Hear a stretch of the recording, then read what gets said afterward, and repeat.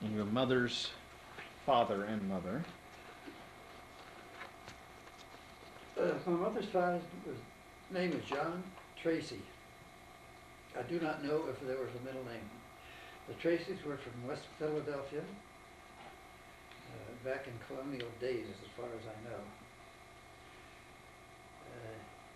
Our mother's name was Margaret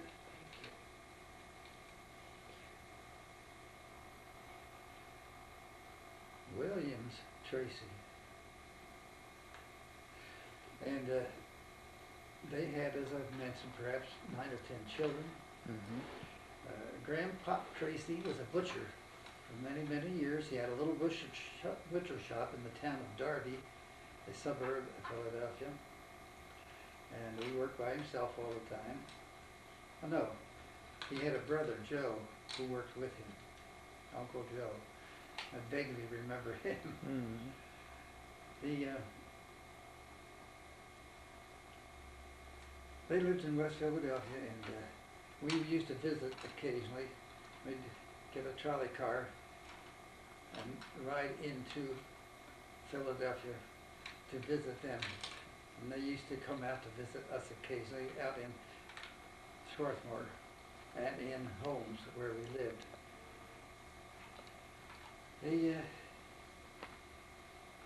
My mother was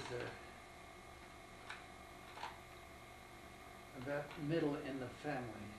She had a sister, Jenny, who became Jenny Erisman, Ehrisman.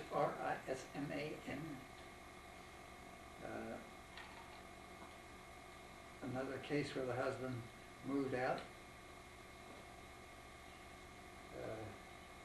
There was a brother, Jonathan, who lived in New Jersey.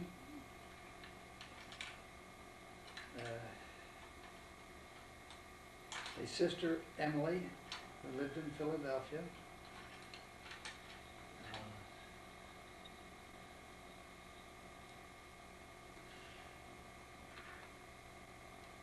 And that's all the family that I can pick up right now on my mother's side. Mm-hmm.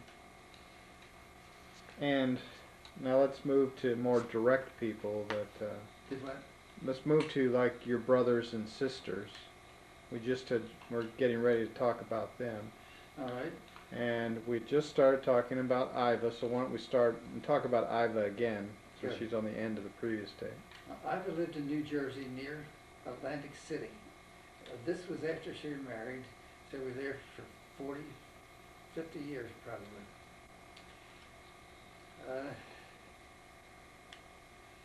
She did secretarial work and lived comfortably. And next one was Jim. And Iva died at the age of 83. 83, yeah. And what did she die of? Pneumonia, death, which was induced by age and things of that nature. Okay. Which is common among older people, see. Okay.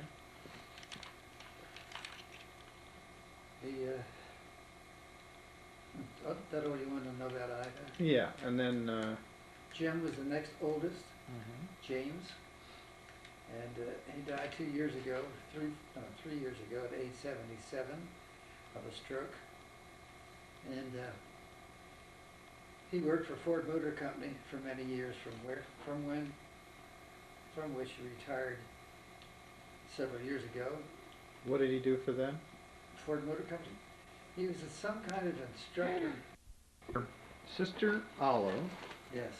What did she do for a living in the early days? Well, Olive went to Philadelphia General Hospital Nursing School. She became an RN. She did not practice too much. I mean, for a few years, and she before she married. And when she married a man with twin boys and babies, she had enough to do. So. Yeah. Okay, and then we need to go back and pick up. We just talked about Uncle John, and then who's next? Number 7 was Emily. She was born on 36 North Dewey Street, Philadelphia, Pennsylvania, which was the home of Aunt Emily. So Emily came into the world, and at that time the family was living in Swarthmore, Pennsylvania.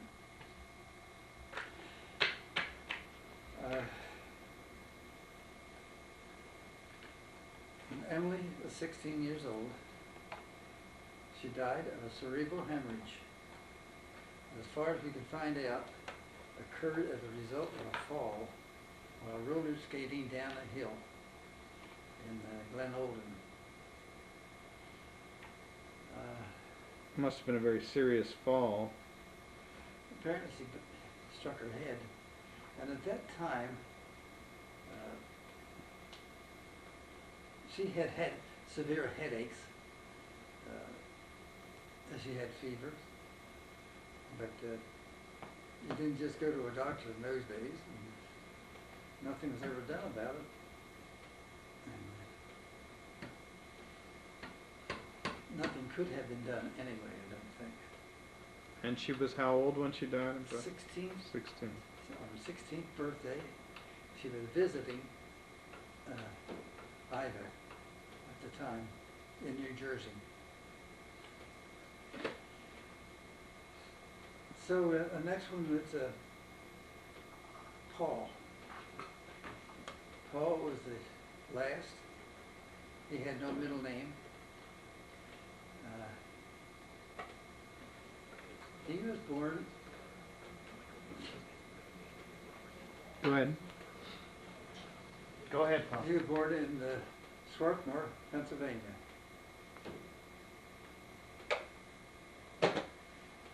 On August the, I think it's the 29th, 1920.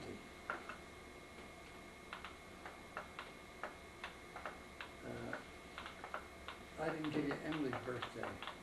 That was June the 30th, 1919. Okay. I may have to go back a bit. Paul might have been born in 1921. Okay. That would make a little more sense. Yeah.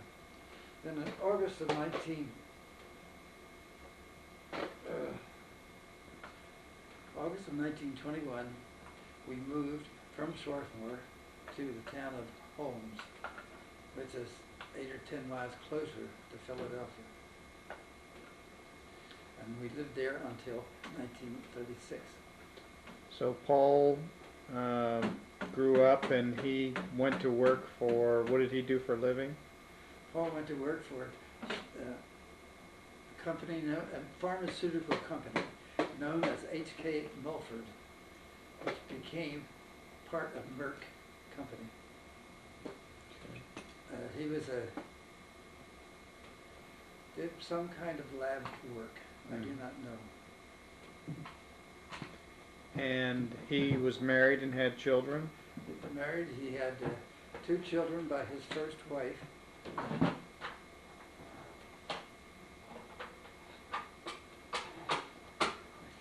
can't find her name. But they had a bad time, and he left a son, Stephen, and a daughter, Nancy, I believe, and now Nancy lives in Winchester, Virginia, and Stephen lives near Media, Pennsylvania. He has 3 children, I think. His wife's name is Veronica, and he's a salesman for a big automobile agency. Did Paul retire from Merck? Yes. And Paul did not take care of himself. He got to drinking rather heavily. He died, I think, cirrhosis of the liver when he was 63. In Delaware. He's living in Delaware, near Newark, Delaware. He married Lori. Her name's Lori Gray now, and she lives in Oklahoma City, and we visit with her occasionally. Now, did any of the brothers look like you? Did you look like any of your brothers? Closer to one than the other as far as appearance? I don't think so, Eric. We looked, there was a family resemblance, of course, but Jim and Ida looked similar. Olive looked like Aunt Emily. Francis, myself and John and Paul and Emily were more gray than my mother's side of the family, than Tracy. How would you describe your father? What did he look like? He was perhaps 5'5", 130 pounds, thin face. Short, slender guy. Pardon me? Short and slender. Yes. He had a impairment in his walking, and the story I got was that he fell out of a crib when he was a baby in England and fractured both legs. They weren't set very properly. But he always had a slight limp. But that did not keep him from becoming a member of the volunteer fire department in Swarthmore. And when he was home, he would respond to calls. So, Do you remember him as being a quiet man, a disciplinarian? Was he? he was quiet, Mm-hmm. much like me, Mm-hmm. not a disciplinarian. Mm-hmm. He worked hard. He was on the night shift when he worked for the railroad for many years because that paid 10% more for every hour after 6 p.m. And What did he do on the night shift? he worked in a powerhouse of the Pennsylvania Railroad, and one of the things he did was what they called water tender. And his job was to go around and see the level of the water in this power plant in Philadelphia. This is a supplied all the electrical power and water power, and for the elevators, for the escalators, and the lights, and all that kind of stuff in there. Was this a coal burning plant? Yes, Yeah. yes, it would have been. Mm-hmm. And he worked there for 42 years. And retired from the railroad. Retired from Pennsylvania Railroad. Did they pay pensions then? And he retired in 1945. Mm-hmm. And they paid a pension, as I recall it, something like $80 a month, Mm-hmm. which was equivalent a lot more than today. But, Right. well, my mother never had an outside job. With 8 children, she had an inside job. Yeah, quite an inside job. Do you remember being happy as a child? You had enough. I mean, didn't have very much money, obviously, but you never felt like you were poor or anything. You just felt like you were. I've thought about whether or not I was happy as a child. Mm-hmm. Comparatively speaking, we did things as little children that I thought about one time that I should not have been doing. Not very far from where we lived, at the college that I mentioned, there was a huge water tank. It was black, up on 4 legs, and there was a ladder went up to the water tank, which may have been 30, 40 feet high. It's still there. And I was with some other kids, who they were, and they were older, and they decided to climb this ladder up the water tank. And so I decided too, but I only got about 5 or 6 runs, and I was scared. Yeah. Now you understand, I'm perhaps 6.5 years old. Right. So I should not have been there. Yeah. Yeah. What did the other kids? They just went up and looked inside, or? They wouldn't have walk, there's a walkway around the tank. Oh, they I walked see. around and came back. Yeah. And we were pretty much on our own, I think, as kids. I remember another instance on the grounds of Faulkner College. There's a house with a yard around it, unfenced. It was the home of the artist Benjamin West. Mm-hmm. And I remember going up there and walking inside and out. I remember going up to the college and going through the doors, which were open, and wandering around and coming back. Now this is all before I'm 6.5 years old. Yeah, not a lot of supervision at that point. No. Now, tell me a little bit about your bloodlines. You know, if you had to, your father came from England when he was 12 years old, so obviously English, but basically if you had to trace yourself back, what would the mix of peoples be, European peoples? Past my father, they were English, and then there was some on my father's side. Mm-hmm. As near as I know, everything is English. I saw a genealogy one time, which took us back to men who came over with William the Conqueror in 1066. Now, a lot of people can do that. So Mm-hmm. this would be all English. Okay. On my mother's side, it was Scotch-Irish. I don't know anything about my mother's grandparents. Now, your mother and father both had dark hair, Black hair. and you have green eyes. Did your father have green eyes, and your mother have? Do you remember what color eyes they As I had? recall, yes. Blue or green eyes. They had light-colored eyes, Mhm. but dark hair. That's interesting combination. I never remember my father ever being sick. Hmm. Now, he was home one day during the flu epidemic after World War I. 1 or 2 days. But he was never hospitalized or anything. Mm-hmm. And you said he lost part of his hand in an accident? The middle finger of his left hand. Uh-huh. That's at this gas engine company that he worked for. He got his hand caught in machinery, or? Probably. Yeah. Okay. And you said the first thing you remember was when you were 3.5 years old? That was the end of World War I. We're living in the town of Swarthmore. The fire department had a bell with a long rope on it. And I was up there, probably with a brother, where people were pulling the rope to ring the bell. And a woman, she was a fat lady, her family had a bakery, her name was Booth.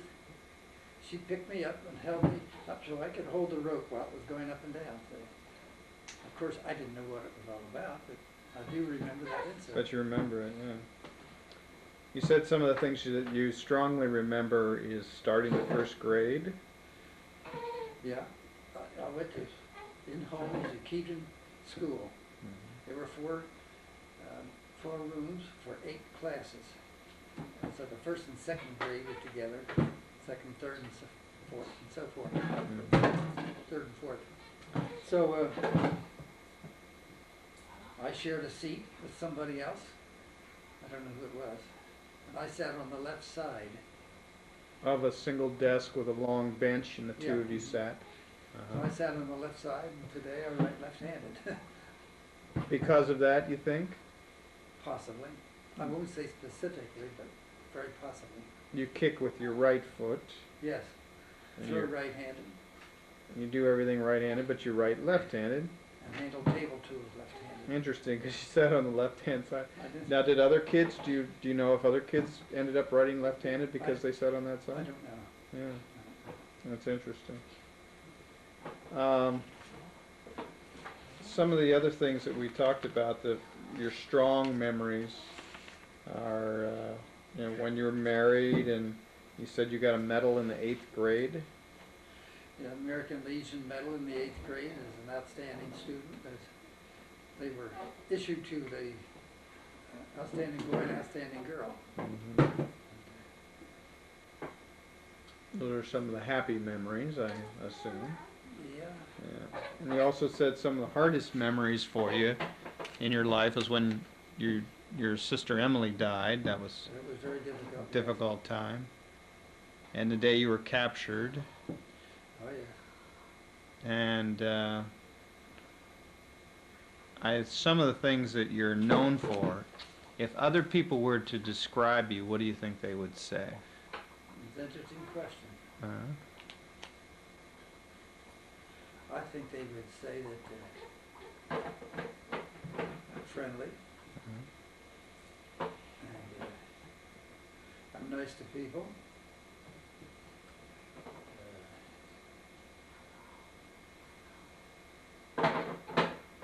They would say that I did things willingly. A lot of corny jokes. I retain jokes. They stick to your brain. It's amazing. Yeah. Groaners, as some people call them, huh? Yeah. How about virtues? Things that you think are virtues of yours. Do you have any particular strong virtues that? That's hard to define.